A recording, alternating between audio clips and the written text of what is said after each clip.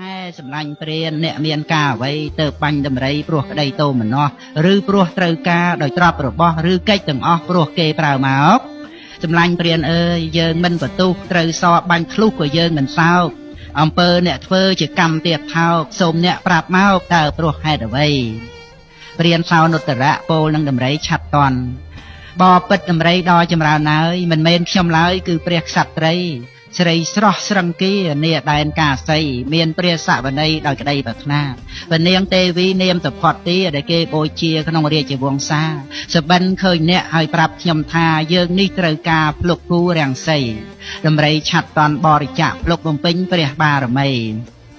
ព្រះរាជបុត្រីប្រកាសដឹងថាគូនៃភ្លុកណាននោះរាច្រើនក្រៃរបស់បិតាជីតាយើងនេះតែនេះស្រីថ្លៃមានក្តីវិរោធ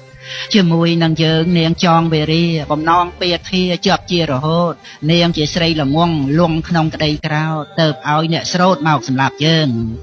អ្នកលួបបាញ់យើងដំឡើងព្រួញពឹសបាញ់ត្រូវចំទឹះពឹសក្តៅដូចភ្លើងយើងអាចជន់អ្នកកំតិចនឹងជើងអ្នកជោក្រោកឡើងយើងមិនប្រហាអោសម្លាញ់ព្រានយើងទ្រាំនឹងទុកយើងឲ្យទៀនភ្លុកមុនខ្សែជីវាមិនមែនយើងស្អប់នៅភ្លុកនេះណាក៏មិនប្រាថ្នាទេវតាអិនព្រំតែយើងប្រាថ្នាសម្ពោធិញ្ញាណនាំសត្វកោតលៀននិព្វានសុខធំ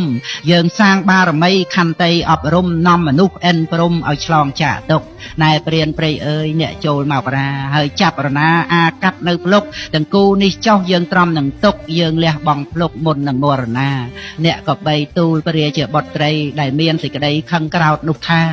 ស្ដេចតម្រៃសបានស្លាប់ហើយណានេះគូតន្តានៃគុជសានោះបពិតពនាងសូមយាងទទួលតម្រៃមុនដួលត្រោះស្រួលសន្តោសបរិច្ចាគនៅភ្លុកឥតមានបន្ទុះប្រាថ្នាឲ្យលុះពោធិញ្ញាណថ្លៃថ្លា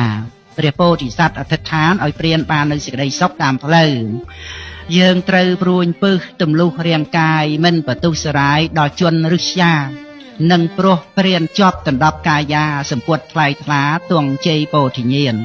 បើសេចក្តីនេះជាការមែនពិតយើងសូមតាំងចិត្តសច្ចាធិដ្ឋានក្នុងព្រៃដែលមានពេលមរឹកសាមានសូមកុំរំខានដល់ព្រានឡើយណាកាលដែលមហាសត្វជាពុទ្ធអង្គោលះភ្លុកទាំងគូបដូរយកសមាសម្ពោធិញ្ញាណមានរឿងសោកកាដល់ពួកគុជសាមហាសភតទីព្រះពោធិសត្វពិតជាអស្ចារ្យភ្លុកមុននឹងមរណាទ្រាំទុក្ខវេទនាខន្តីមេត្តាតបនឹងវេរាព្រួញពឹសខ្លាយជាមេលាថ្វាយព្រះជាប់ឆាត់តន់ជាដកសូមអនុមោទនា